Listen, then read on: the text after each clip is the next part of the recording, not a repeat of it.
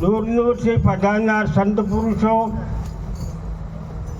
મંડળના પ્રણેતા આદરણીય પરમ પૂજ્ય મણિદાદા, બાજુમાં હાલોલ મંડળના અગ્રગણ્ય મહેન્દ્રભાઈ, રમેશભાઈ, મારી બાજુમાં આખા મંડળ મહામંડળની શોભારૂપ મહામંડળના અને આ મંડળના સર્વત્ર રીતે સર્વાંગી રીતે સુંદર એવી શોભારૂપ થનાર અને મહામંડળમાં જઈને દરેક પ્રકાશ સર્વાંગી પ્રકાશ કરનાર એવા સંચાલન કરનાર રાજુભાઈ, પેલી બાજુ દિનેશભાઈ અને નાની સત્સંગ મણિભાઈ અને સામે બિરાજમાન અમારા લીભલાથી પધારનાર માજી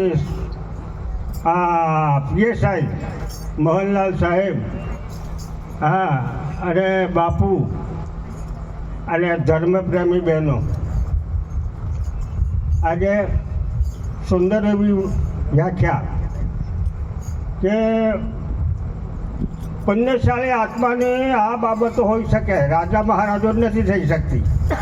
પણ જે પુણ્યશાળી આત્મા જયંતિભાઈ, અમે મૂળ કુટુંબ પ્રતાપ દાદાના ખ્યાતિ વખતે જે વખતે અમે મંડળમાં એમના મોટા મંડળમાં આવેલા, બહુ વખતની વાત, અને ગુરુ મહારાજ પછી બીજો નંબર લાગે એવા પુરુષ, અને એક કુટુંબમાંથી આ જયંતિભાઈ.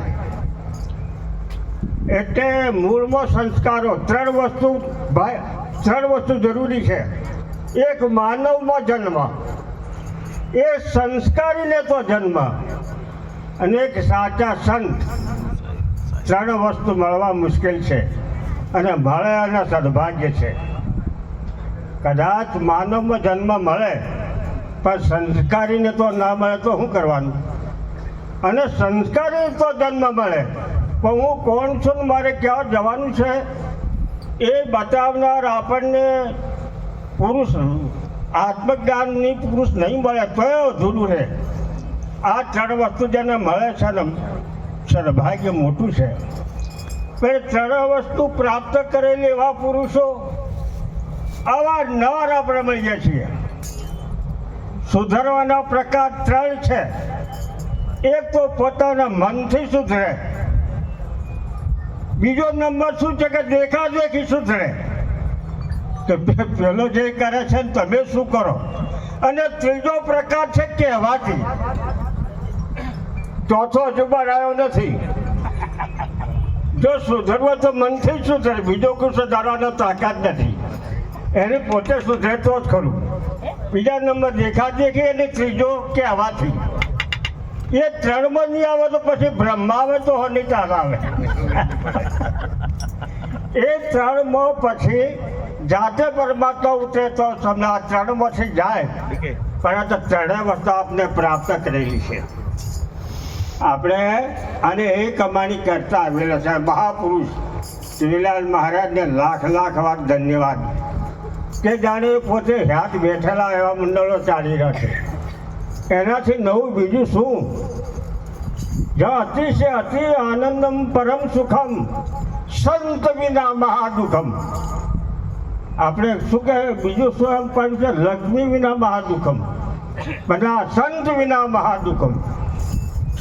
મોટા મોટું તીર્થ કર્યું એમ પૂછે કોઈ આપણને, બાપુ કે ભાઈ મોટા મોટું તીર્થ કર્યું તો અનુભવી સંત કે જેના પાસે બધા પ્રશ્નોનો નિકાલ થઈ જાય એ તીર્થ જવામાં તો કોક જ હોય. બાકીના તીર્થોમાં બધા જાય પણ જેને સર્વત્ર બોલ્યા નથી કે સ્વાદ થયો નથી.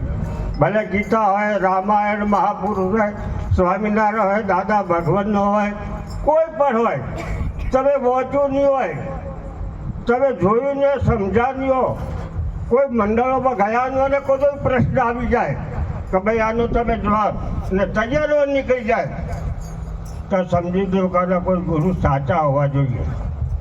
કાકા ઇશારો થાય કાકે એક ઓક્ષી સુધર માણસ બોલે નહીં તો કઈ નહીં નજર પર દેખ લે મુझको શરણ મેં આ પડા તેરી ખાલી ઓક કરે તો એનો પુણ્ય થાય એક બીજું શબ્દથી જો શબ્દને માને તો સુધારો થઈ જાય કે આ શબ્દ શું કે છે એમાં હું છું કે કેમ અને નથી તો કેમ નથી આ શબ્દ જ કહેવાય છે હું છું કે કેમ અને નથી તો કેમ નથી વિચારે એ શબ્દ ત્રીજો નંબર સ્પર્શથી માથે હાથ મૂકીને કાઢું છૂટે એ ત્રીજો સ્તર એ ત્રણમાં જો આવી જાય તો સારી વસ્તુ છે બાકી બધા બે હાથ મેળીને તો ચાલ આવે એવું નથી કારણ કે શબ્દ ચીજ એવી છે શબ્દ ચીજ એવી કે શબ્દ ધરતી શબ્દ આકાશ शब्द पहुँच तत्व वास कहे कबीर हम शब्द सदेही